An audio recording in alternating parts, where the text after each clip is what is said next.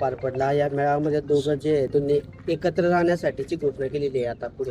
ही चांगली गोष्ट आहे. आणि कोणी कोणतेही पक्ष एकत्र होत असा तर शेवटी त्यांचा हा व्यक्तिगत विषय आहे, त्याच्यामध्ये आपण बोलणं उचित नाही आहे. सिंहासन खाली करा, ठाकरे येत आहे अशी गर्जना संजय राऊतांनी केली कालच्या मेळाव्यावरून. संजय राऊत खाली बसलेले होते, त्यांनी जास्त बोलायचं नसतं, वरती सिंहासनवरती होतं.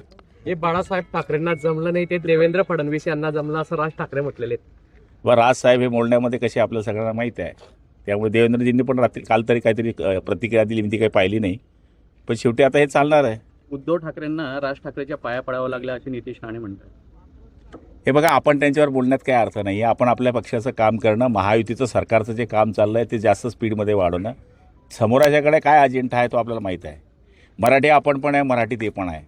फक्त विषय आहे की पहिली ते 5वी कंपल्शन करू नये. 5वीपासून सगळे हिंदी बोलता, मी पण हिंदी बोलतो. 5वी नंतर मी पण हिंदी शिकलो आहे. विषय तेवढाच आहे.